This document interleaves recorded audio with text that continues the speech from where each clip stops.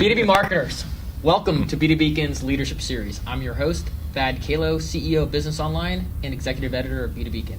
We are in the lovely city of San Francisco, which happens to be home to host to innovation technology and, yes, lots of Priuses. Luckily, we are here with Brian Goffman, formerly with LinkedIn, but now a venture partner at TCV Ventures, if you will. Brian, thank you for joining us today.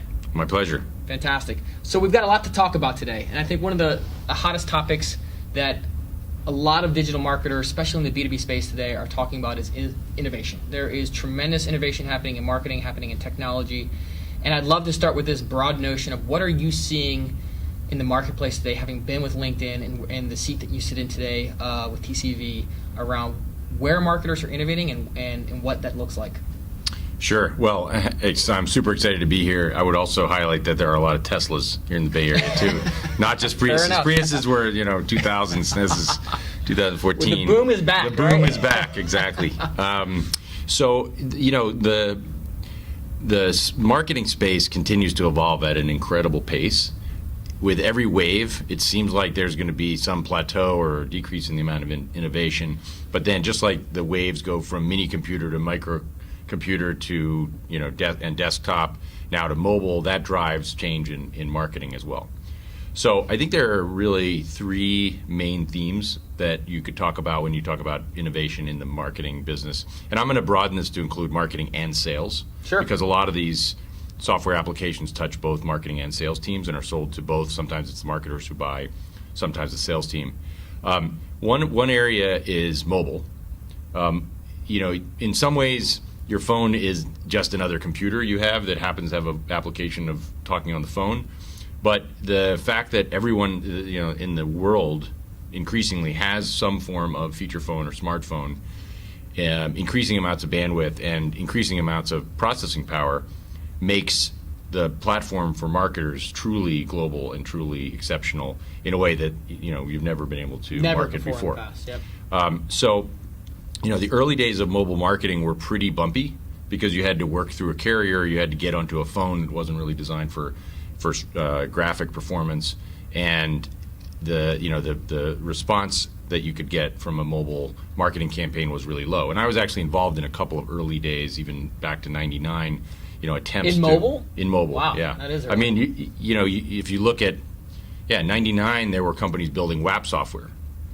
And the phones could do a little bit, kind of like the early days of the internet. You had a tiny amount of bandwidth on a tiny screen, and you could do a little bit. And the theory was that you could eventually market on those devices. The reality was you couldn't. And then in the bust and through the different cycles, that didn't really happen. But if you look at today, I think generally dollars follow time spent. And people are spending huge amounts of time looking at their phone. And it's really now a matter of what kind of advertising works best on a phone.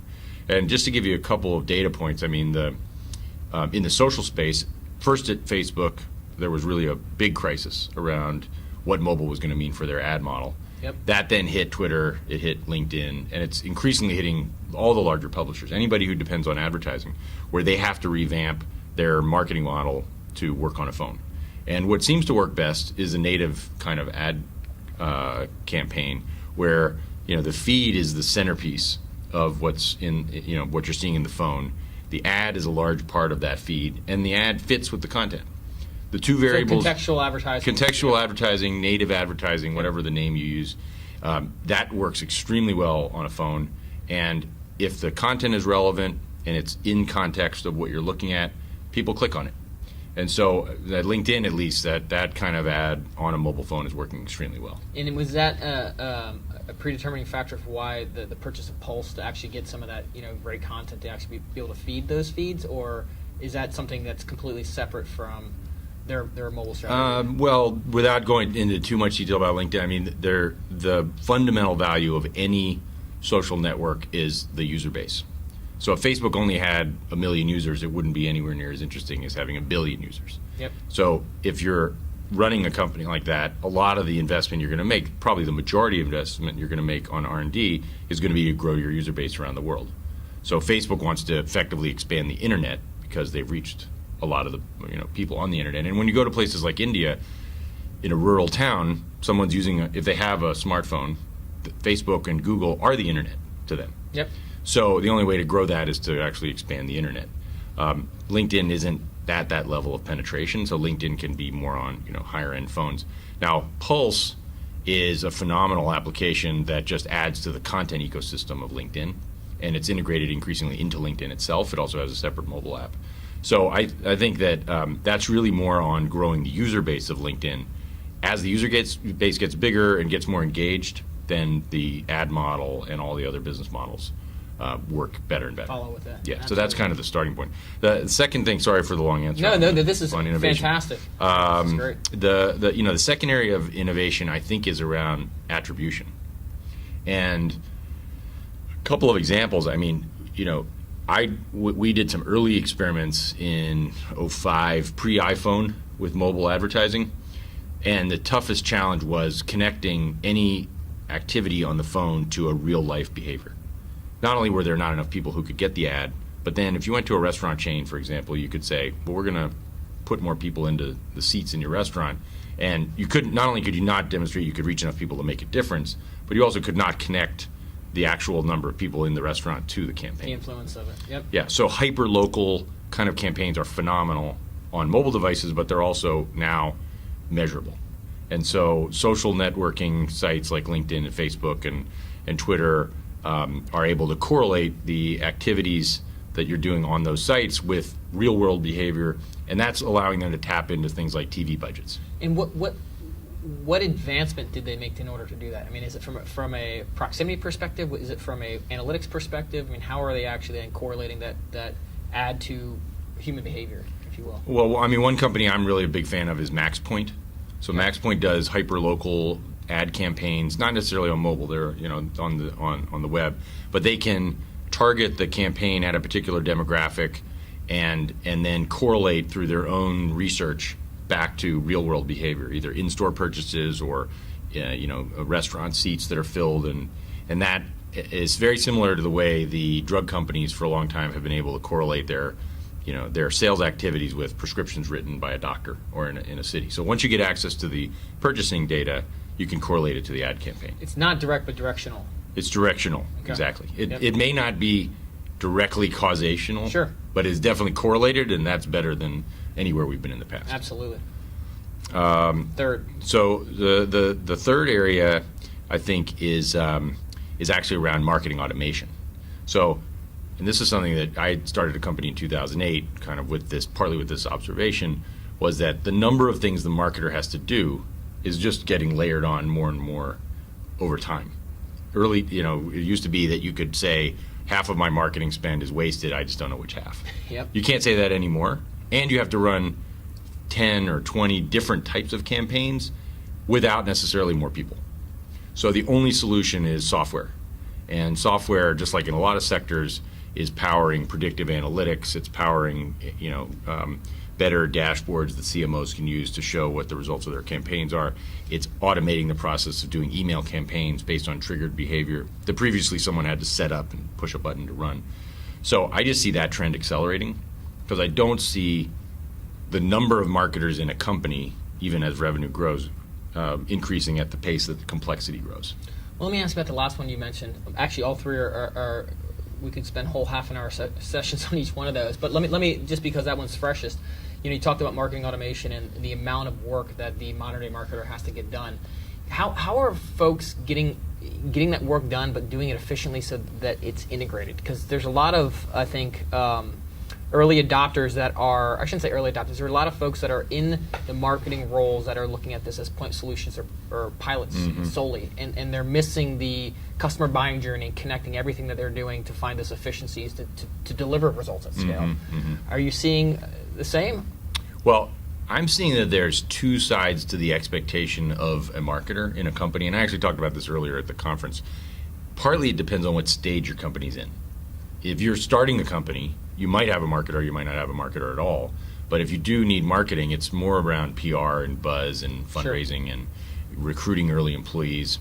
Once you have a product, then you have to start generating leads, and demand gen becomes the primary focus. Whatever you call marketing, especially in B2B, a lot of it's focused on generating new customers and working with sales.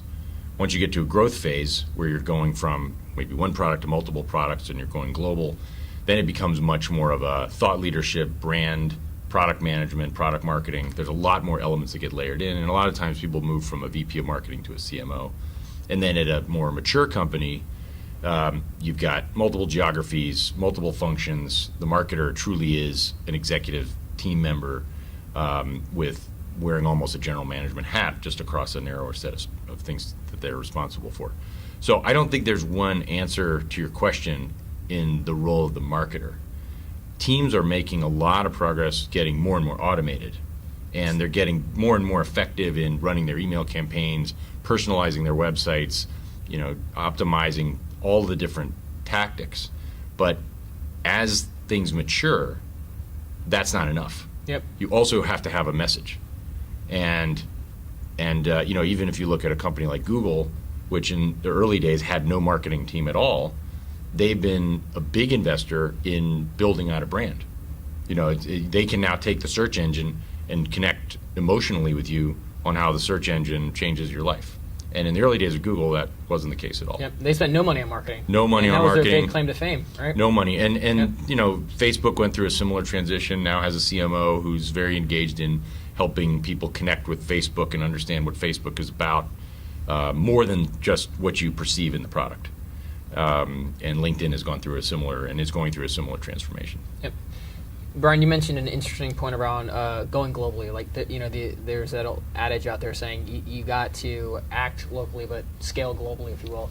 What do you see in the marketplace that's working? How do you actually approach bringing a brand global? Well, one thing that's super exciting to me, and especially in the role I'm in now in venture capital, is that going global, once you figure out your model, is more possible than ever. In fact, I've seen 3 or 4 conferences in the Bay Area with something in the name around scale. Yep. And a lot of scale means global. The old school way of going global was figure it out in your home market, launch one product, then go to the UK. That was fairly safe. Go to Australia, also English speaking, then expand a little bit, maybe go to Germany if you weren't too late. No cross-cultural boundaries. You and stayed then, in that box. 10 years in, maybe you'd think, okay, now I'm going to go to emerging markets. I'm going to go to India. Someday I'll go to China. Today, you're seeing companies that are 2 or 3 years old, like Airbnb or Uber, similar to what Groupon did earlier, and they're around the world and they're opening cities, 1 or 2 a week. So, and it's because they've nailed the model, they can raise the capital, they can get people who know how to be global, and it relates to how they operate globally, thinking globally, marketing globally, and they can do it at an incredible pace. Do all products and services have an opportunity to win globally? Because I feel like there may be other. Well, I'll stop there. Well, if there's more to your question, No. Go ahead. But the answer, I think, is no. And I'll give an example of LinkedIn, which is very successful globally. In fact, 67% of new users on LinkedIn are outside the U.S., and the revenue is increasingly tilting to non-U.S. But that's been a transition from starting in Silicon Valley to expanding to the U.S. to expanding to North and South America, Sure. then Europe and emerging markets. But some countries, there are different cultural standards. Like in Japan, LinkedIn isn't as popular because people don't change jobs as often and they don't necessarily promote themselves in the same way. Facebook had some problems in Japan early on until they really focused on getting it right. So I don't think LinkedIn would, for example, be limited in Japan. It's a question of when, not if, Right. and building the right product for that audience. Other products, it seems like Uber doesn't have those barriers right now. There may be regulatory barriers. Governments may stop them. But as far as do you want a ride conveniently offered through your cell phone when you want it at a lower price? I think that's a human need. Yep. It's a human desire, just like taxis are around the world. So, and then there's lots of expansion from there and offerings they can do.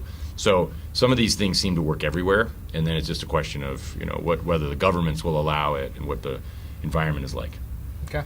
I imagine with your past experiences that being in this crossroad of marketing technology and digital, that insights from data is important. What advice would you have for folks out there that are looking at these data sets? What should they be looking at? What have you found to be most relevant to driving results in the roles that you've played? And if that Sure. makes sense. Well, I think one of the things somebody told me early in my career was think like your boss. And that's the best way to potentially become your boss, assuming your boss moves on to the next thing for him. And if you're the CMO, you should be thinking what the CEO is looking for from you. And usually the CEO, and if you're the head of social media marketing, you may be thinking, well, what does the CMO want from me? And I think one of the things some people do very well, some people don't do as well, is use the wrong metrics because they're the metrics that they care about, but their boss might not. So in social media, this happens all the time where the social media manager is saying, well, I got more followers, or I got more likes, or I got more shares, but actually those mean nothing to the CEO. They may care if they're if they're really plugged in, but chances are those are not the metrics that they care about. They may care about business impact, things they can talk to their board about. So I think with metrics, I think of primary metrics, secondary metrics, tertiary metrics, and you can build a dashboard of those kind of metrics. And the primary metrics are the things that not only you care about, but also your manager and your manager's manager would care about. And those are the things you're going to share. Then there may be secondary metrics that you care about or your team cares about. And then third, there may be metrics that only you care about or your small group cares about specifically. Okay. And that's one way to build a dashboard. So let me ask you this. So what I just heard was metrics around organizational needs, so in terms of reporting and analysis and what's working. Mm-hmm. What about metrics that give you insights around how your customers are engaging with your product or your offering, and give you insights around what's working, what's not on their behalf? Well, there's a number of different ways you can measure performance the way you're describing. I mean, I'm a big fan, first of all, of NPS. NPS is a simple question, net promoter score. You can ask in a survey. You can have it be the only question of the survey, but you should have it in a survey. And after an event, after a product release, after pretty much anything that you want to get feedback on, you can ask for the net promoter score. You can also do it internally to see how you're doing as a team and as a company. If employees will recommend your company to other people, chances are you're doing something right. And if they're saying the reverse, that they don't recommend anyone work there, chances are you're not doing very well in recruiting. So NPS, I think, is a core part of the way you can measure success of your company and of your team and of yourself and of your products. And the other thing, just as a nuance of NPS, is it can reveal a lot about what's working and what's not working in different segments. It's not just a one measure, but also, say, if you sell to both large businesses and small, you might get a very different NPS rating from a small business than you get from a big one because your product isn't necessarily suited for one of those two audiences. The second part of it is looking at usage. So if you're building a product and you're not tracking which features are getting adopted and which ones aren't, you're missing a huge amount of valuable data. Because as a marketer, you need to have data to be informed, to tell and inform the product team about what's working and not working. And in many cases, they get that data themselves. The product managers are tracking it. But in a lot of cases, marketing is responsible for getting that data and analyzing that data and then informing the product roadmap. And then the third part, which we did do at LinkedIn, and I think is super interesting as a trend long term, is to start to incorporate customer success data into marketing. So when the customer success team is working closely with marketing, you can look at analytically what are the help desk tickets that are getting proposed and how are those being ranked. What sort of support ticket issues are coming in that might not even be affecting revenue. So at LinkedIn, for example, one of the features that the team adopted, really for a relatively small audience, is blocking other members from contacting you. So this was only affecting a small number of members, but the team saw that the members that were being affected were severely affected, and so that part of it was marketing prioritizing and the product team prioritizing something that wasn't a direct revenue impacting, but member first kind of. You gotta love it. They're listening to the customer, giving them what they need, and giving a better product because of that. Correct. Through the lens of customer service. Totally agree. Beautiful. The problem is saying we listen to our customer can mean a lot of different things. Sure.